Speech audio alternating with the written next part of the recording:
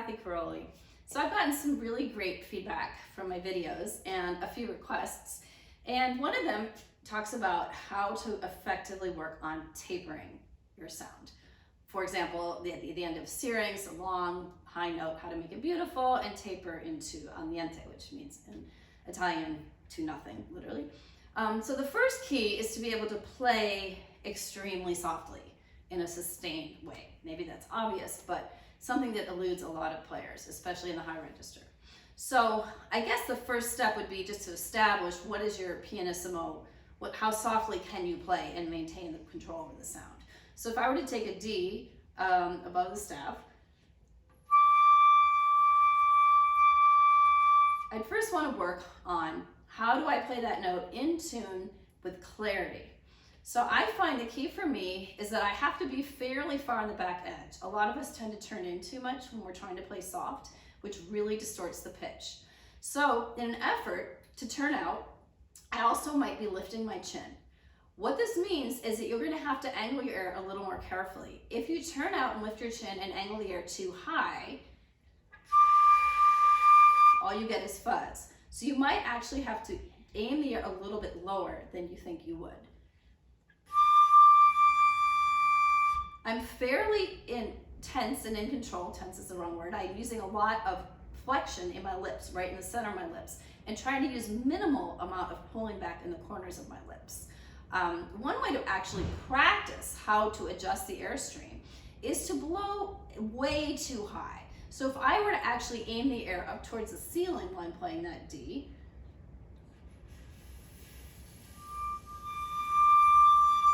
and then gradually lower the airstream, I should be able to achieve a really soft dynamic. So I'm actually literally thinking about aiming the air there where I get just the fuzz. You can see my lower lip is way out in front of my upper lip. And then gradually thinking, visualizing that airstream coming down and down right until I hear a sound.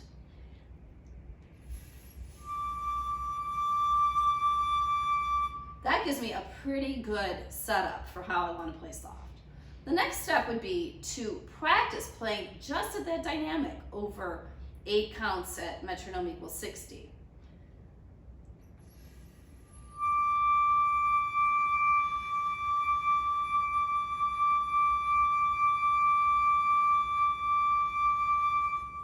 So I'm not even working on the taper yet, just on sustaining that really soft note. You can practice this on all different notes, but I would suggest really just practicing it in your softest dynamic, starting with the airstream going too high, bringing it down until it just catches.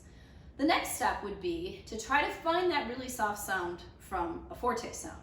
So I would practice starting forte and seeing if I could work into the soft sound.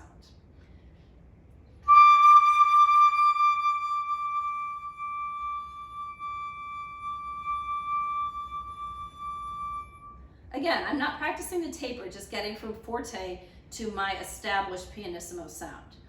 You might find that several things happen. Of course, the pitch will change. So you need to start your forte not too sharp.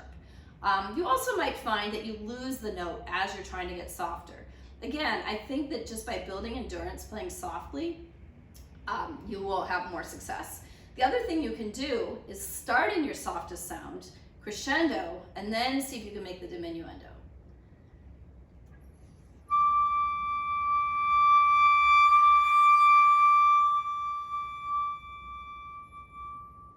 I'm definitely visualizing something opposite of what's happening. I'm visualizing the aperture, the space in between my lips, getting bigger as I'm playing softer. Of course, this isn't happening. The aperture needs to get smaller. But what I find is that it will often get too small and close. So I'm trying to imagine that I'm getting it, enlarging it as I'm playing softer. Another thing I'm doing is I'm keeping the airspeed moving very quickly. If you slow down the airspeed, you definitely will go flat and probably lose the note. The last step is the taper. And the most important thing I can say about the taper is again about airspeed. It's sort of like if you're running a race and you see the finish line, if you start to think about the fact that you're going to stop at the finish line, you'll slow down. Same thing with the taper. If you think that your air is going to stop at the end of the note, you'll lose the airspeed. So you have to almost continue the airspeed pass the note.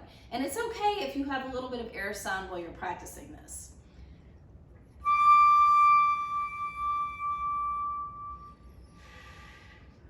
Just to get the idea of keeping that air speed going. So what you want to do, and I find the mirror really helpful for this, is to figure out a way to get your lips to completely close in a very controlled way. I actually find that having my lips move laterally sideways helps me taper. So it doesn't just have to be a symmetrical kind of closing of the lips. You can also experiment with pulling the flute ever so slightly away from the aperture of your lips. I'm not moving the flute, but I'm just pulling it. But the best thing to do really is to look in the mirror and see what ways, with your flute, what ways are the most effective, matching sort of what you're seeing, what you're feeling, and what you're hearing. This takes a fair amount of work, but I think you definitely can make some progress on it, and through taking these steps. So I hope that's helpful, and look forward to hearing your feedback. CatherineCaroli@gmail.com.